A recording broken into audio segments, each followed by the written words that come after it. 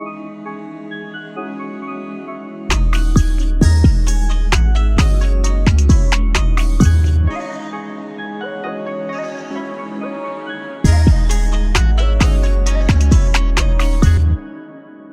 episode just dropped. I'm talking about it's trending on Twitter, it's trending everywhere. It's everywhere where literally people are talking about it because they feel like it's altered the power scaling or something. I don't think it's that serious because, again, it is the anime. It is people taking a certain moment and turning it into something. So we haven't done one of these in a while where we actually break down the episode. There will be another breakdown coming that's a bit more technical. Somebody that knows a bit more than me, a lot more than me in regards to animation, I would say. A beautiful full circle moment. I reacted to it already, right? Link below if you want to watch the reaction. The reaction on another channel and also the reaction on Patreon, the full thing. But today we're gonna look at it and see how does this really affect the power scaling? Because the main thing people are talking about Cracker, people are talking about Blackbeard, Law, Zoro's getting thrown into it, right? It's a lot of different stuff. Personally, I don't think it's that deep. I don't think it's one of those, but when things like this happen in the story, it alters things in the community for a lot of people, because a lot of people do look at the anime as canon. I think you gotta take it with a grain of salt. You can't look at everything that way. However, you'd be nuts if you don't say the anime doesn't alter how you view things, because the anime for a while altered how I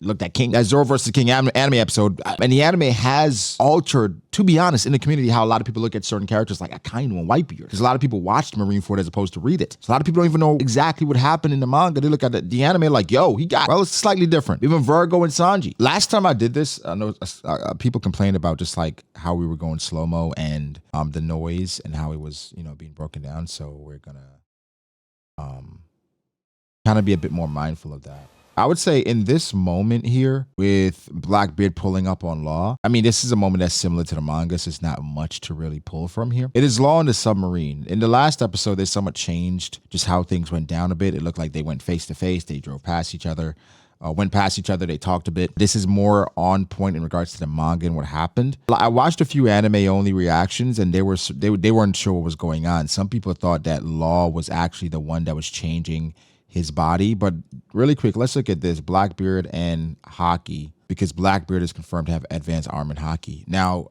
I do have a video coming out talking about this, so it'll be more focused on this specific thing. All I say is we can't use this as advanced armament. Now, I went back. I looked at Rayleigh, I looked at Shanks, and it is slightly similar. I'd be lying if I didn't say it wasn't slightly similar. Actually, let's look at Rayleigh really quickly, right? The goat pulls up. One of the goats pulled up. We know Rayleigh is a confirmed Conqueror's Haki user, and we know in the manga it was clear that he was using advanced Haki. So when you look at it, is this any different? Is this any different from what Blackbeard was harnessing? You can't really discern the difference. It's really hard to. In the manga, I guess it has more of a black, I don't know. I mean, this point is emanating throughout his entire body.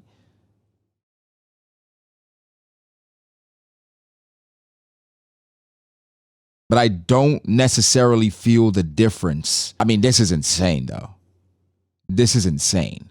Which you could argue that with a Conqueror's Haki user, a confirmed Conqueror's Haki user, they can use it a bit more throughout, and obviously knocking out people as well. But man, it is really hard to discern the difference. It is really hard to discern the difference between what Rayleigh's doing, which we know is advanced armament for sure, advanced conquerors for sure, rather, and what Blackbeard is doing, which is harnessing this, which is he imbuing his attack with advanced armament, which is never really shown in the manga. It's really difficult. I'm gonna say we can't use this. It would be cool if it was confirmed, but we cannot use this. Now, Blackbeard, a lot of people are comparing this moment to what Whitebeard did. It was completely different because Whitebeard didn't use any named attacks, even though he used a bunch of different techniques with his devil fruit, and Whitebeard must just not have had to name his techniques. In this moment, Law turning into a woman. Fan service. Oda gave us a moment, something that's been speculated about. We have a female Law figure. I actually have one. I remember when this dropped, I was like, yo, I gotta get it. I don't know why, but I had to get it. So seeing it come to life was actually pretty cool. Not gonna lie. Okay, here. This is the thing where now we have Law using it. The same semblance of Haki. Even if you think what Blackbeard did was different, he's using what Rayleigh was just doing. He had the red Haki basically encompassing his body to reverse Doc Q's ability. Not only his the effect on him, but on his crew as well. This is the same effect. It is literally the same effect. So off of this, people are saying Law has conquers haki. We've never really seen any semblance of it until now. In the manga, there is a bit of sparks behind Law when he's transforming. Nothing as definitive as what Rayleigh was doing in regards to conquers haki. I'm going to say Law doesn't have conquers haki. I don't want, again, the anime is its own thing. It's its own thing. You can take what you want from it because, you know, some things are going to add more context, but this isn't one that's adding the context that's telling me Law is a conqueror. Which I wouldn't hate it because I'm a Law guy. It just doesn't really fit him, in my opinion. It's like a feel you have with certain characters in regards to conquers haki. Doesn't fit him. Yeah, they're saying that Law having 3 billion, only a man with 3 billion could do that. Nothing is referenced saying, hey, you would have to have conquers haki to reverse something. I don't know. They may have changed how they want the startup for the Whitebeard's Devil Fruit to be, or just showing just how differently it is when Blackbeard is using it. Or they could be previewing that this is how it's going to be with Blackbeard, imbuing it with advanced conquerors. We don't know yet because Luffy can do that. Luffy can imbue his attacks with conquerors. So this could be them trying to anticipate that, hey, this looks cool, can we do this? But it's just not confirmed in the anime, or in the manga rather. Law using Re-Room is one of the coldest things that I've seen in anime in a while, just because of the ability and what it does. He essentially throws his room to where the opponent is, creates a room around them, and is able to slash anything in his room while it's being outside of it. I made a whole breakdown video on this already. It'll be linked below if you want to check it out. This is basically remote room where he can throw the room and affect other things that's not necessarily inside his room. So it is actually an amazing way to elevate his powers. Now, people are saying, why didn't he just cut down Blackbeard? I mean, at this point, you would assume that, I mean, it can affect Blackbeard, but I think he's just trying to throw him off kilter. And it's also part of the plot. I don't think you can just take out Blackbeard that way, that simply. And who knows if it would affect him, you know? But this is just to,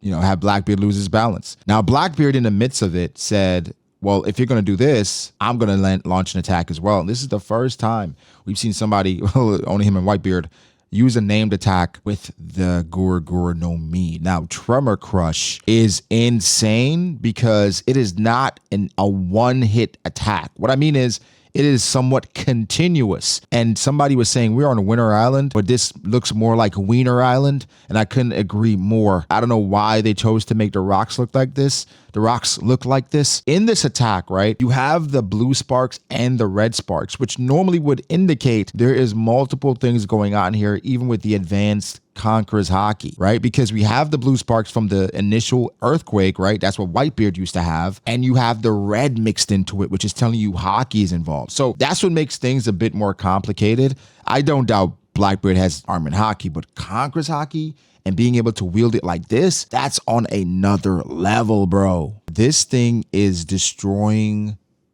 everything. Right? Of course, Winter Island isn't gone, but it's destroying everything. All the rocks are getting obliterated. But I think again, this is the anime. Like I said, the anime is its own verse. Even though it's one piece, it's a different verse. It's like the multiverse. It has an effect where it's almost like a gravitational pull, where Law couldn't move. He's in a state where he's suspended right now, which all of them could not move. It's a continuous attack, which is insane. You see now why Law was able to survive for so long with just him being the main guy, because his crew is great together. They have insane chemistry and they are great in the water. I don't know if any of them are fishermen. I don't think so. It's not confirmed, but they're just really good in the water. Clearly, they have insane lungs as well. Here's the crazy part. That Law is able to be himself and they just support him. Like everybody else is support. Law is the main guy. We have Van Augur. Beppo uses his hearing to figure out what Van Augur is. Van Augur tries to scope him out. And here comes John Bart, which in itself right now doesn't feel like a crazy feat. But this feat gets so much better later in the episode.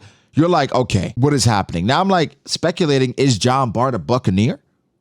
Is he? Because he just went and jumped in front of Van Augur's attack, which again, in this moment doesn't mean much, but it will later. This is Blackbeard's carelessness and recklessness. He's just like Luffy with that, where Luffy gets hit notoriously early in fights as well. But here's the crazy part with Blackbeard versus Law. It really only took one technique from Blackbeard to end the fight, seemingly. Now, we get to this moment where we see putting on Blackbeard's ship, and if you're anime only, you're like, what the hell happened? What I love is that they did animate the cover story, something we've been calling for a long time. They animated a cover story. Now, this is the moment that people are saying broke the community a little bit. And this is Aokiji and Van Augur in Whole Cake Island. Now, This moment, insanity for a few reasons. They pull up on Cracker. We know Katakuri and the others were occupied. They pull up on Cracker, right? Now, we know in the manga, in the cover story, Cracker got dominated, or he got frozen. We didn't know the context of it. So this is something that I can say, man, it's hard not to take it as canon because we didn't get the context, but it's like, did Oda specifically say, hey, this is how Cracker went down? But here's a crazy part about this. Cracker's biscuit soldiers were getting quickscoped by Van Auger and decimated in one shot. One shot was taking out the biscuit soldiers. This is one of the things that felt like one of the more insane moments because you saw Cracker's soldiers try to defend itself, close its eyes, boom! Destroyed with one hit. Where now, I think this is the moment where the episode just shines. Because low key, you see it turns into black and white. All the color gets erased. Damn near.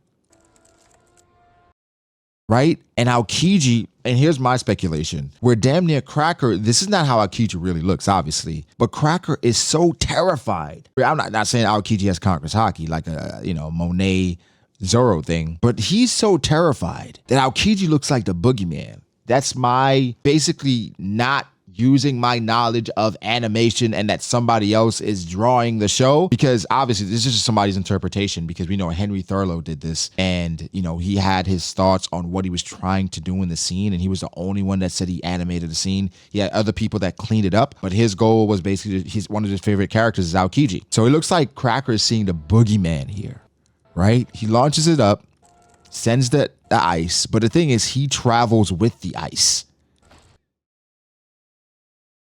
Like, he travels within the ice. And what I love about it, he just walks by and it's over. And it's over. And they just continue going. They just keep going because it's done. And here comes Brule, just terrified that big bro Cracker got taken out like this. I don't even know if he's her big brother. I don't remember how young Brule. I believe he is. The significance of Cracker being taken out by Van Auger and why the feat is so insane is that Luffy back then said Cracker had the hardest arm in haki he's ever seen, he's ever gone against. And it took Gear 4th Luffy to break apart these biscuit soldiers. Now, you could say, well, one, either Van Auger scales over Whole Cake Island Luffy, or 2, Van Auger was using sea stone bullets. 3, Cracker's biscuit soldiers are susceptible to piercing damage. 4, we overrated Cracker. 5, which I think is a more acceptable explanation, the environment. Biscuits. We know they're already susceptible to moisture. And for biscuits in this environment, just how it works, they're going to absorb moisture, and that's when they're going to get more brittle. When bread gets hard when it's left out, and biscuits, they get soft. I'm thinking, because everywhere is already frozen, I'm thinking because of the moisture in the air, the biscuits are already absorbing this moisture, and so they're already not even close to what they should be consistency-wise, and Van Auger was able to decimate them. That's the best explanation that I like or makes sense to me. The others are viable as well, right? Where it's just like, hey, piercing damage, sea stone bullets, Van Auger scales over Whole Cake Island Luffy. Maybe we overestimated Cracker. Again, I'm more comfortable with the fact that it's the environment. It's already cold. It's affecting the biscuits, other than Van Auger scales over Whole Cake Island Luffy. Because here is the inconsistency it presents. I never thought Usopp would ever scale to Whole Cake Island Luffy. Never thought Usopp would have to get there. But if Van Auger is one-shotting Cracker's biscuit soldiers, what level does Usopp have to get to? Where does Usopp have to go to contend with this? That's what I'm thinking about. That makes things crazy. So everybody's talking about this specific moment. I think it's more about just the environment, but this is one of the moments where I wish it had a more explanation, because it would be easy to explain it away. Like, hey, he's against Aokiji, the ice matchup, and we know how matchups affected Cracker's outcome in his fight against Luffy before. So that's the one I'm more leaning towards. I don't think it broke power scaling because, one, this is the anime, it's a different verse. It's One Piece, but it's the multiverse. But 2, we just don't have enough information. We really don't. We really, really don't. Amazing moment, by the way. The end of Law versus Blackbeard. Some people are saying Blackbeard is using advanced armament to stop it because he didn't touch it. He did not touch it, right? Right here, Blackbeard does not touch. There's no touching. Blackbeard does not touch the rocks before it hits, which is like, you can explain it away saying he's using the Gura, but there's nothing on his arm. These are the things, these are the inconsistencies or the things people are pointing out saying, yo, advanced armor, I don't know. I'm willing to say that it was probably in this verse, the anime verse for Blackbeard, he has advanced armor. As of right now, he's shown too much in my opinion. Whereas for Law, I think it's just haki, just regular haki as opposed to conquerors. For Blackbeard, it's more than that. Now, in this moment, Blackbeard says this. If I'm anime only, I'm like, oh my gosh, he's about to take Law's fruit, right? But you know, we know what we know. But now Blackbeard is straight up blocking this attack using the ability. Because now he's using the Gura. The last time he didn't, when he blocked those rocks. So, you know what I'm saying? These are the things. These are the things that makes people say that. Now, for Blackbeard versus Law, some people are misinterpreting this moment. I interpreted it as Law started to feel a bit more confident. He's going against Blackbeard. And somebody said that here, Law tried to teleport. He couldn't teleport because of Blackbeard. I'm like, no, that's not how it works. It's almost like, yo, I gotta really put more into it. Like I think he got a little bit scared. He started sweating. And once he did the Kuro's, it's over. That's the end of it. There's not much he can do there because Law can't teleport at that point because Kurum is on his blade. So that could be the next step in Law's development where he can have multiple rooms. He can teleport here. He can still use Kurum, still use Shock Willy, still use all these different things, but it hasn't broken power scaling. It has not. I think it's making things more complex and people can pull from anime. When you're debating in regards to power scaling in One Piece, because it's a big thing in the community. When you're debating that stuff, it depends on who you're talking to because some people use the anime as canon, some people don't, some people... I don't think the anime is 100% canon. I think there are elements to it that you can pull, but it's specific. But again, that could be bias, right? You're pulling things that benefits your argument. Welcome to power scaling, essentially. So guys, let me know your thoughts. I know this is a pretty lengthy breakdown, but fantastic episode, breaking the community damn near. Yeah, give me your thoughts, like the video, all that good stuff, and catch you guys in the next one. Ciao.